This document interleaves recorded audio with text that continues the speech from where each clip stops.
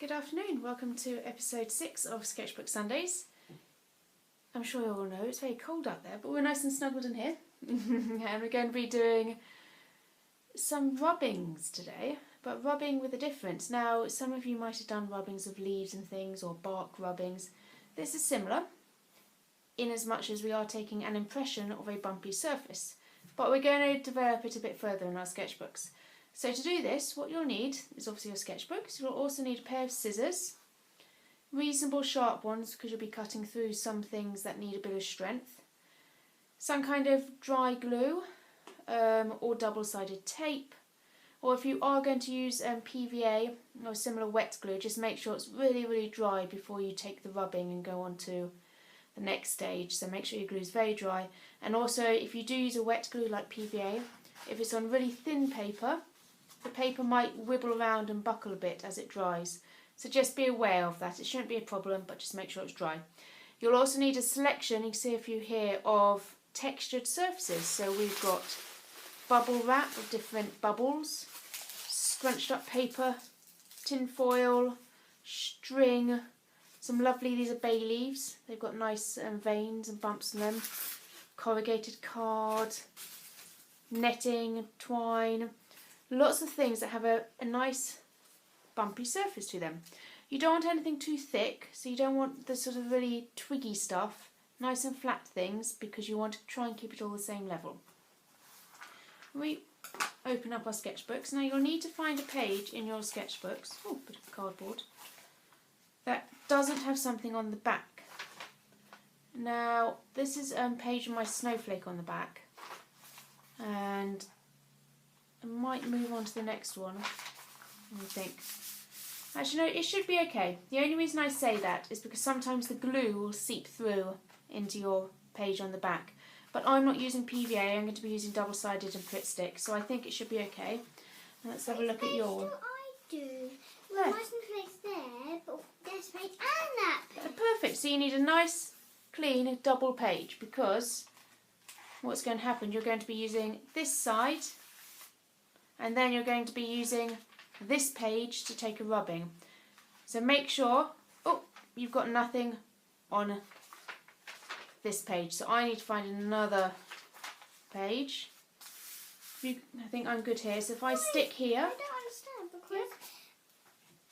If I stick here, and then I turn the page, I'm going to be doing my rubbing here. So that's a good page for me.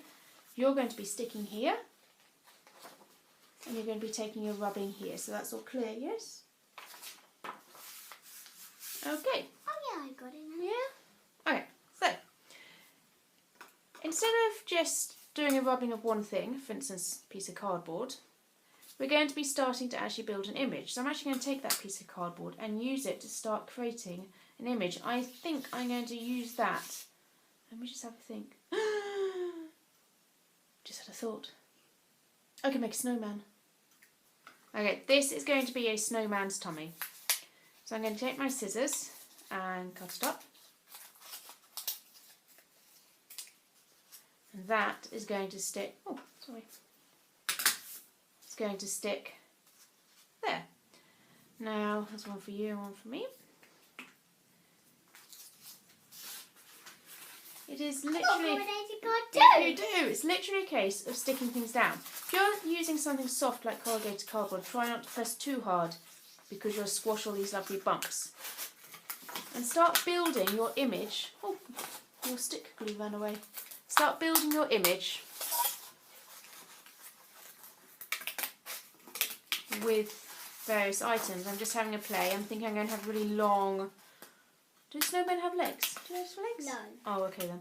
But they have arms, yes? Yes. Long arms. Things like the twine is very double-sided tape, does a really good job. What you've got to be careful though with double-sided tape, and I'll just show you in this piece of string. If I stick my string down there, and he's going to have lovely wiggly-woggly arms, it does a great job of sticking, but when you take your rubbing, and what we'll be doing is we'll be folding this over and doing a rubbing here, make sure you don't press too hard, so otherwise this piece of paper will stick to the spare bits of double-sided tape. So just be aware of that. And you can see, ooh, you can see what we're doing. So I'm just starting to build an image. What are you going to do yours of? A tree. A tree. A bay tree. I need another arms. A bay tree, that's a good idea. I think this arm's going to be shorter.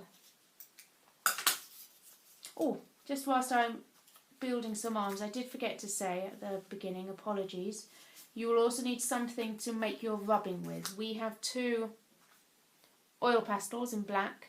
They're good because they're nice and soft and so they pick up all the details.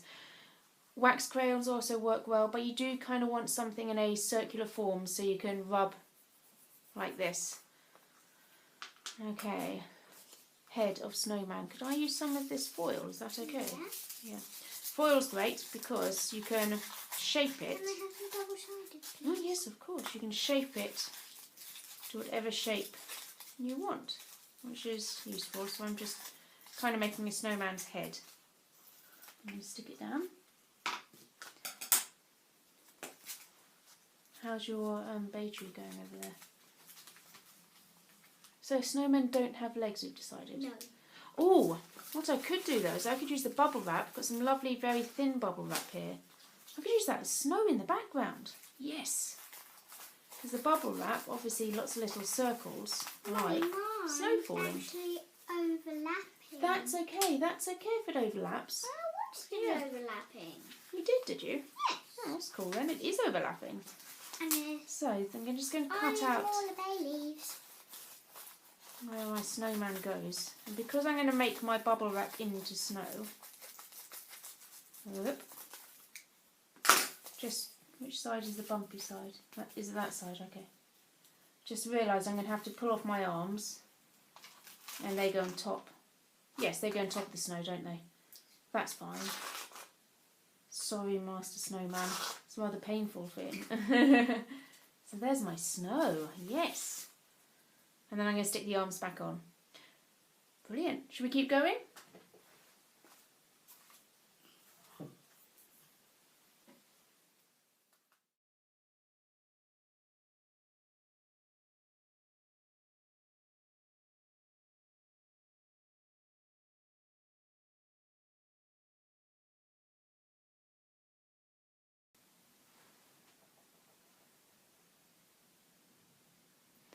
Okay, we've done our collaging, haven't we?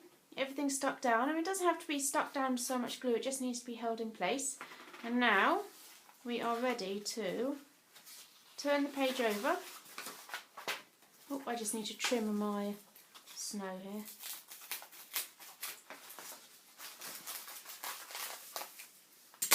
There we go. Turn your page over. Hold it in place. That's it. There's one for you. One for me. And rub all over.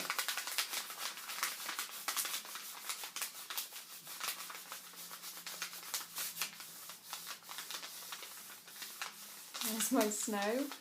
Oh, there's Master Snowman's arms. There's my baby. There's your bay tree. There's my soil. Look at the soil. Yours is so cool.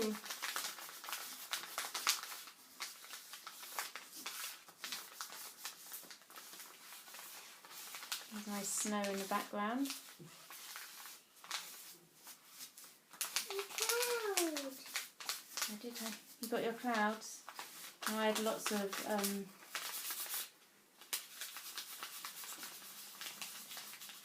gosh, yours has turned out well. I think I added too many textures on mine, so my snowman disappeared in amongst all the textures. Yours has turned out really well. See if I can find my snowman. He's in there. There's his hat. There's his hat. There's the corrugated card body. There's his arms. There's his hat. There's the snow in the background.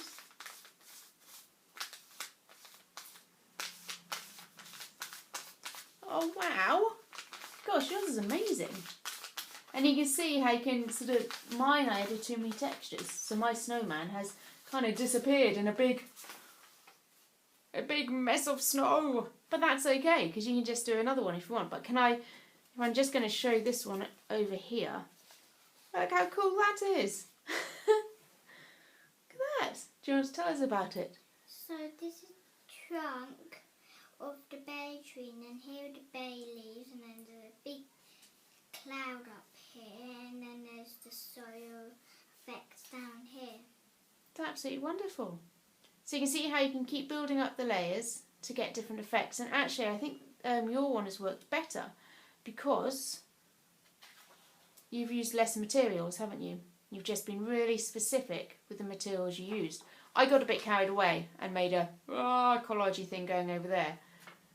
Too much information, too many materials. But over here, this one's worked really beautifully. So the simpler, the better. Have fun making your collage rubbings. Keep warm, and we shall see you next week.